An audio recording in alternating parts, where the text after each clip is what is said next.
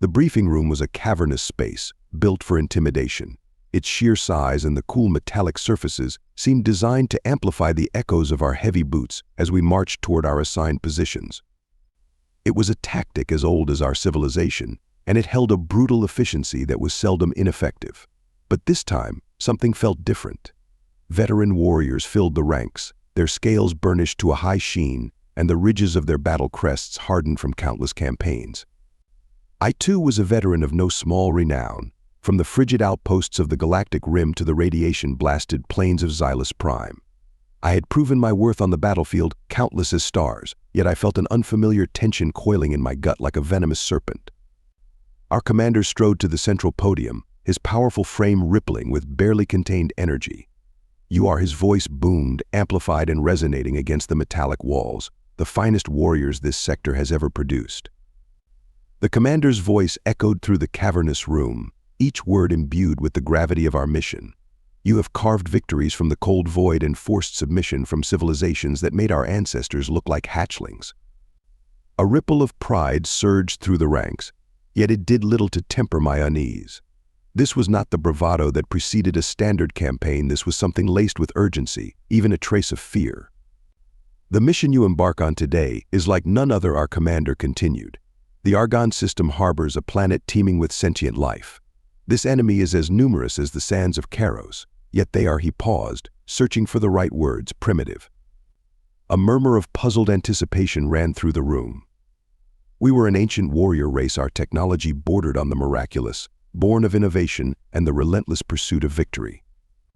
To call an entire species primitive was not a flippant insult, it was a calculated observation, and a troubling one at that.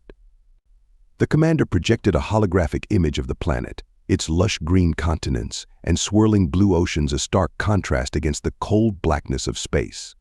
Zooming in, the image resolved into crude settlements, the structures haphazard, and the technology centuries behind our own. This species, these humans, as they call themselves, possess none of the advantages that have secured our dominance over the stars, he stated. They are small and physically unimpressive, their weapons are archaic, and their understanding of warfare is rudimentary at best. A sense of relief washed over the ranks. This was what we were born for, to bring order to chaos, to dominate the inferior. Such conquests were practically a rite of passage. Yet, the commander's tone remained grave. Do not, he warned, his voice a low growl, make the mistake of underestimating them. Now we were paying attention. Our hubris was legendary, but not even the most arrogant among us would take a foe lightly before a blade was drawn. 7 cycles ago, the commander continued, a routine extraction mission descended into slaughter. A single human, wielding nothing more than a kinetic projectile weapon, eliminated an entire strike force. The room erupted in scoffs and disbelieving murmurs. We had faced nightmares from the darkest corners of the galaxy, towering insectoid behemoths, psionic predators that could tear into the very fabric of reality, yet the concept of a single primitive creature annihilating a seasoned strike force seemed ludicrous. The commander silenced the dissent with a wave of his hand. You disbelieve? So did the extraction team. Now their husks lie rotting on that forgotten world. His eyes, burning with an intensity I had rarely witnessed, swept over the room.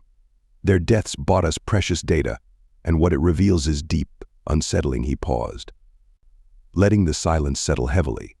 These humans possess a resilience that defies all logic and understanding. Their skeletal framework is surprisingly strong for its density. Their wounds, though grievous, often fail to incapacitate them in any meaningful way. Worst of all, the commander's voice dropped to a near whisper. They seem to draw perverse strength from combat itself. Pain seems to fuel rather than hinder them. He allowed this information to sink in, his words cutting through our ingrained sense of superiority. During the initial skirmish, post-battle analysis revealed something even more disturbing, he continued. The fallen strike team inflicted wounds that would kill most known species, yet these humans fought on, their bodies seemingly fueled by some primal, indomitable will. A shudder rippled through me.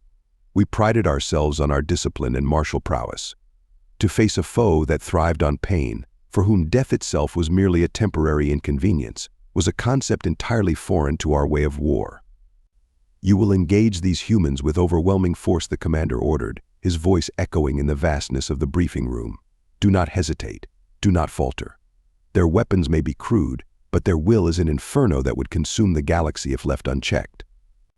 Remember, he paused, each word laced with venom. These creatures are not our prey. We are theirs. With that chilling declaration, the briefing ended. As we marched out, the usual boisterous camaraderie was replaced with a grim determination. The image of a wounded but defiant human, snarling in the face of certain death, was seared into my mind, a stark reminder of the perilous mission that lay ahead. The descent onto the human's homeworld was an assault on the senses. The atmosphere, thick and acrid, burned the lungs, while the incessant rumble of their primitive machines hammered at the ears, even through the armored shell of our dropship. The chaos of this world was palpable. Our objective was a nexus of crude structures, the humans referred to as a city, a sprawling hive of activity teeming with insignificant lives. Extraction teams were dispatched with ruthless efficiency, tasked with scouring these squalid settlements for anything of intelligence value. I, along with my unit, was charged with securing and holding their central command hub, a monolithic tower that pierced the smog-choked sky. Initially, the invasion seemed laughably easy. The humans were clearly caught off guard, their pathetic defenses crumbling before our concentrated firepower.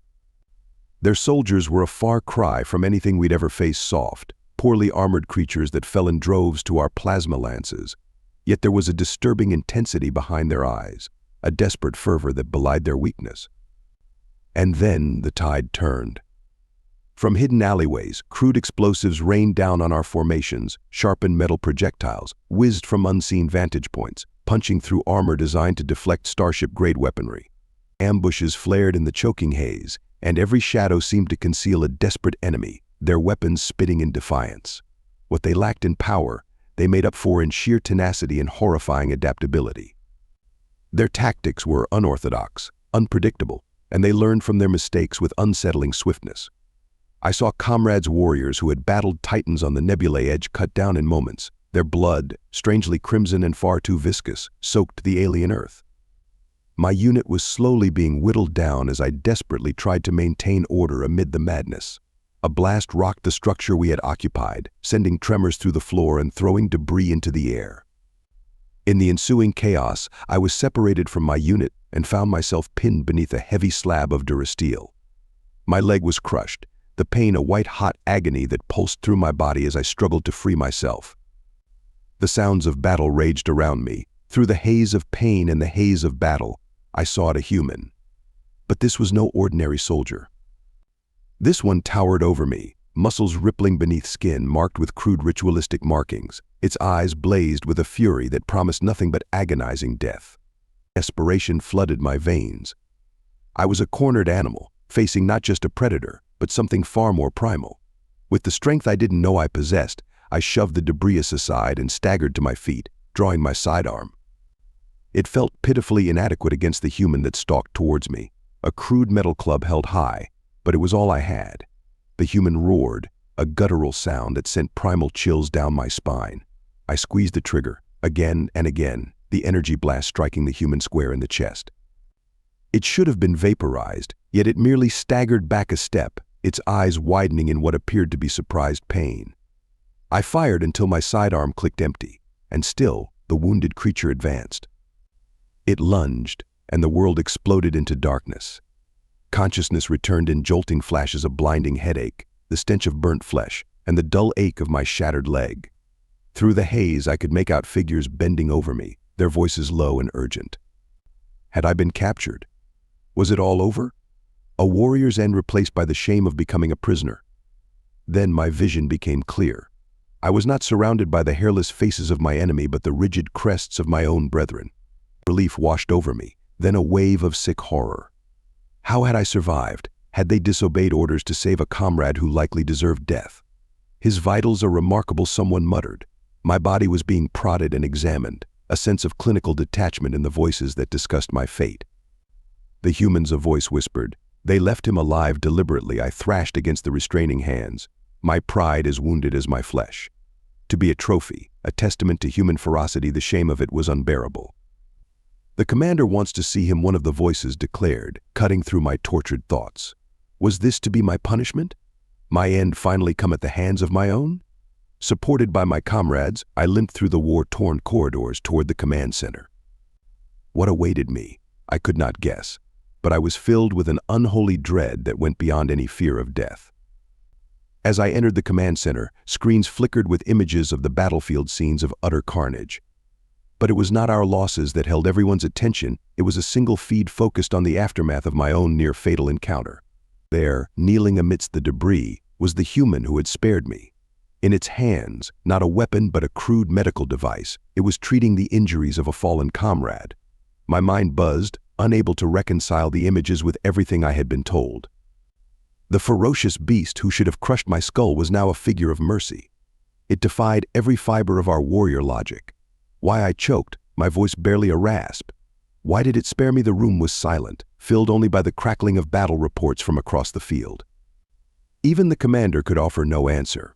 Their transmissions, a communications officer spoke up tentatively, they speak of rules, things called mercy, Geneva Conventions. I stared at the human on the screen, at the gentle way it bound its comrades' wounds. These concepts, mercy, rules, even in the heart of war, were entirely alien to us. The image flickered, and my breath hitched. The human, its task finished, turned its eyes, those same eyes that had held a warrior's fury mere moments ago, locked directly with the camera, right through me. There was defiance in its gaze, yes, but something else, something I hesitated to name.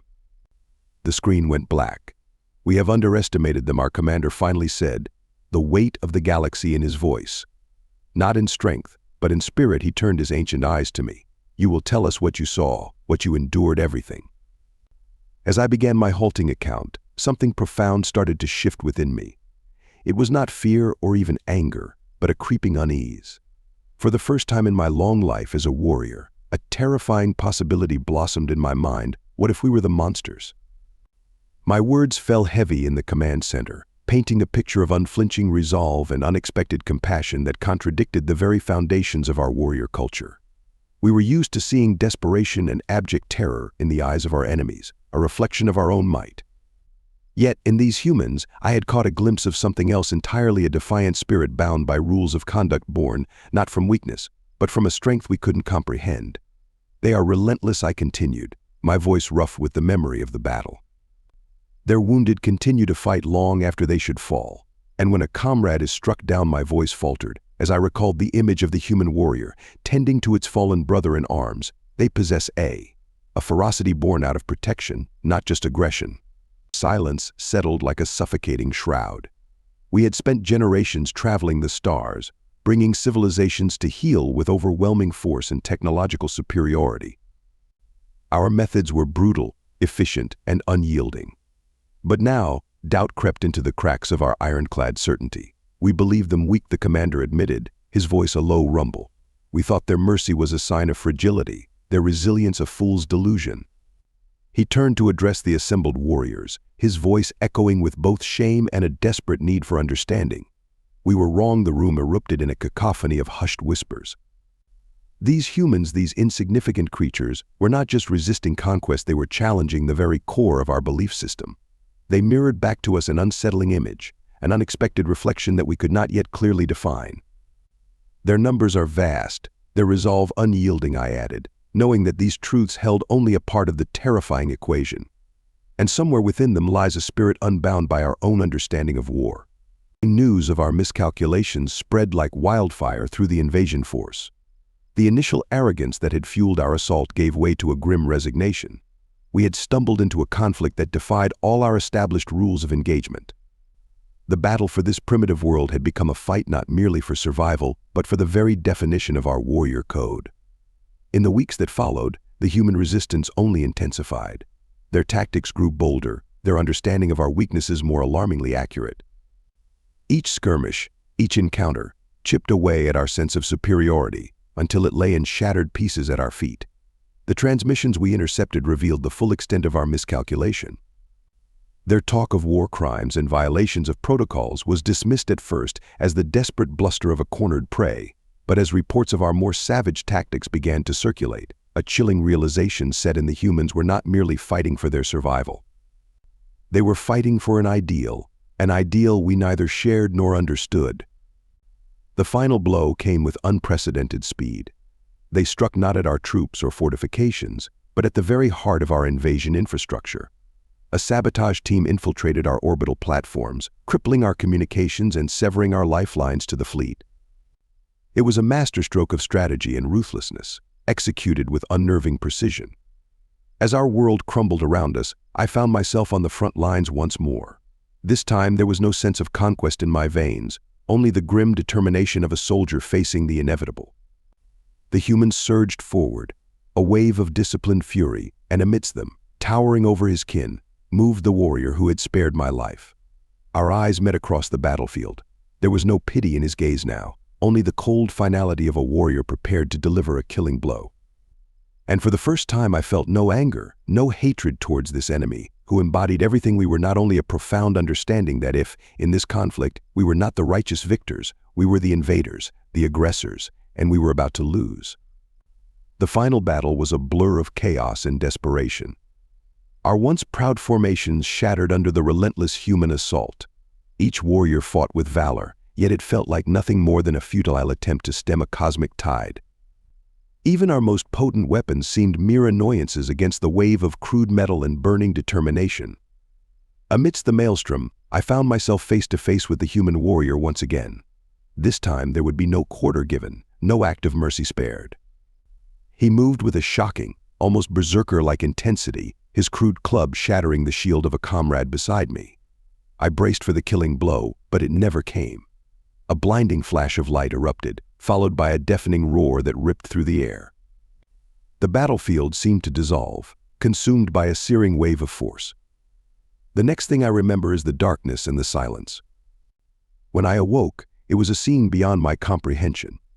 The human lines had retreated, leaving devastation in their wake. Twisted scraps of our dropships smoldered, the metallic stench of destruction thick in the air. Amongst the carnage lay our fallen warriors, their proud crests forever dimmed.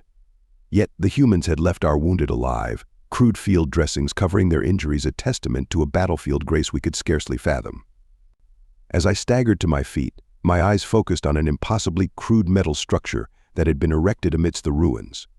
Impaled upon its sharpened tip was the body of our commander, his eyes wide with a horror that mirrored my own. A message was scrawled below in crimson, the human script primitive yet unmistakable: leave this world. Do not return. It was a message that held the weight of an empire's collapse. We had come to this planet seeking dominion, and we were leaving with nothing but shame and a profound existential wound. We had ventured forth, believing in our own exceptionalism, in the righteousness of our cause, a cause that had shattered against the unwavering spirit of a people we had tragically misunderstood. The Argonne Brief would be rewritten, a testament not to our glorious victory, but to a catastrophic defeat. A brutal lesson was seared into our collective memory, reminding us that even the mightiest starfaring civilizations could be humbled by the indomitable will to survive, and by a strange and potent compassion that we still did not comprehend. And perhaps the most difficult lesson of all: sometimes, victory lies not in conquest, but in the courage to change course. When I awoke, it was to a scene that defied all expectations. Human medics hovered over me, their crude tools working in tandem with a surprisingly advanced bioregenerative technology. My wounds were being treated, my shattered legs stabilized. I lay in the heart of the enemy camp, not as a prisoner but as a patient. Days blurred into one another, a fevered haze of pain, alien medication, and the uncomfortable sensation of owing my life to the very beings I had been sent to dominate. Yet in the eyes of those around me, I found no gloating, no malice, only a weary efficiency as they toiled tirelessly to save both their own kind and their fallen foes. Then, once again, I saw him, the human who had broken me yet spared my life. He moved through the makeshift hospital, a warrior without a weapon, tending to the wounded with the same ferocity he had displayed in battle. Our eyes met across the expanse of injured bodies, and in that moment, something shifted in his gaze.